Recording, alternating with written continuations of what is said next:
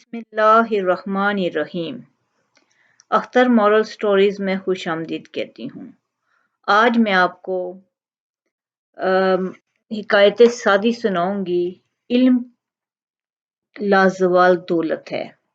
اس سے پہلے میں آپ کو بتاتی ہوں کہ اللہ تعالیٰ نے بھی قرآن پاک میں کس طرح حکم دیا ہے دعا اضافے کا، کہ دعا کی جائے کہ اے رب میرے علم میں اضافہ فرما۔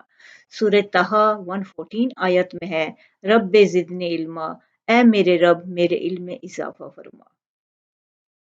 اللہ تعالیٰ بھی حکم دے رہے ہیں کہ دعا کرو مجھ سے کہ میں آپ کے علم میں اضافہ فرماؤں، کیونکہ علم اتنی بڑی چیز ہے کہ آپ اس کے اضافے کی دعا کرتے رہیں۔ اور اسی طرح دوسری جگہ قرآن پاک میں ارشاد باری تعالیٰ ہے، کیا علم والے اور جاہل برابر ہو سکتے ہیں؟ اللہ تعالیٰ پوچھ رہے ہیں کہ کیا وہ لوگ جن کو میں نے علم دیا اور وہ لوگ جن کو علم نہیں دیا، یہ دونوں برابر ہو سکتے ہیں کسی بھی لحاظ سے؟ اور انسان خود سوچے نا کہ ایک انسان جس کے پاس کسی چیز کا علم ہی نہیں ہے، وہ اس انسان کے برابر کیسے ہو سکتا ہے جس کے پاس علم، جس کو علم دیا گیا ہے اللہ نے جس کو کسی چیز کا علم دیا ہے، اور دوسرا جس کو علم ہے ہی نہیں۔ ایک انسان کے سامنے ٹچ موبائل پڑا ہے، اس کو پتہ ہی نہیں ہے یہ کیا ہے، کیا وہ اور وہ جو اس کے سارے سسٹمز کو جانتا ہے، سارے یوزز کو جانتا ہے، وہ دونوں برابر ہو سکتے ہیں؟ اس معاملے میں نہیں ہو سکتے نا۔ تو اسی طرح کوئی بھی علم ہوگا، جس کو علم دیا گیا ہے اور جس کو نہیں دیا گیا، وہ برابر نہیں ہو سکتے۔ اس لیے اللہ تعالیٰ کہہ رہے ہیں کہ اضافے کی دعا کریں علم میں۔ اسی طرح نبی صلی اللہ علیہ وسلم کی حدیث میں ہے کہ جو شخص علم کی جستجو میں کسی راہ کا مسافر ہوا، اللہ تعالیٰ اس کے لیے جنت کی راہ آسان کر دیتے ہیں۔ دوسری حدیث ہے، علم حاصل کرو مہد سے لے کر لحد تک۔ یہ علم کے بارے میں علم کی روشنی دیکھیں کہ کس قدر ہے کہ نبی صلی اللہ علیہ وسلم فرما رہے ہیں کہ گود سے لے کر قبر تک علم حاصل کرو۔ اور ہمارے جتنے بڑے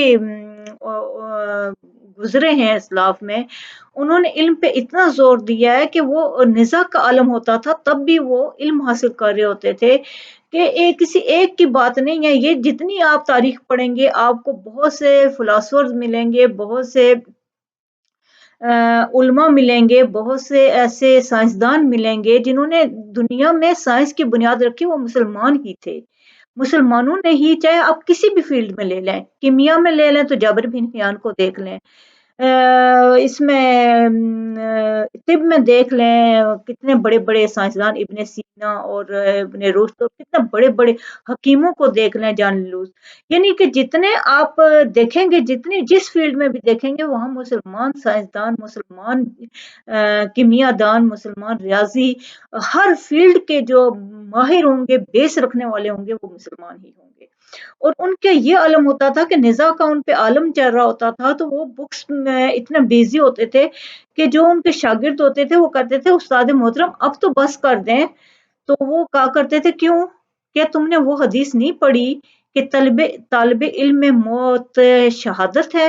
کہ جو انسان شہادت حاصل کرنا چاہتا ہے، وہ علم کی راہ پہ چل پڑے۔ تو علم حاصل کرنے کو اتنا زیادہ زور دیا گیا تھا، اور یہی وجہ تھی کہ مسلمان ہمیشہ باعزت رہے تھے۔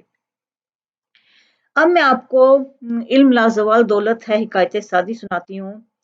ایک مرتبہ ایک دانا اپنے بیٹوں کو نصیحت کرتا تھا کہ اے میرے جگر کے ٹکڑوں، علم و ہنر حاصل کرو، کیونکہ دنیاوی مال و دولت اعتماد کے قابل نہیں ہے۔ چاندی سونا چوری ہو سکتا ہے، سفر میں تلف ہو سکتا ہے، لیکن علم لازوال دولت ہے۔ صاحب علم اگر دنیا کی دولت سے محروم ہو بھی جائے تو اسے کوئی پرواہ نہیں ہوتی، کیونکہ وہ علم جیسی لازوال دولت کا مالک ہوتا ہے۔ جہاں جاتا ہے اس کی عزت ہوتی ہے۔ کس کی وجہ سے عزت ہوتی ہے؟ اس کے علم کی وجہ سے۔ لیکن اس کے برعکس مفلس جو ہوتا ہے، وہ بھیک مانگتا ہے اور ذلت اٹھاتا ہے۔ ایک کہتے ہیں کہ ایک دفعہ ملک شام پر کوئی افتاد پڑی، لوگ گھروں سے باغ نکلنے پر مجبور ہو گئے۔ پھر یوں ہوا کہ علم و ہنر سے بہرور کسان زادے بادشاہ کے وزیر بن گئے، اور وزیر کے جاہل بیٹے دیہات میں بھیک مانگنے پر مجبور ہو گئے۔ کہ انسان کے پاس اگر علم کی دولت نہیں ہے تو اس کے پاس سوائے اس کے کہ ذلت اٹھائے کوئی دوسری راہ نہیں ہوتی اس کے پاس۔ اللہ آپ کو بہت خوشیاں دے، بہت کامیابیاں دے، علم حاصل کرنے کی توفیق دے۔ شکریہ۔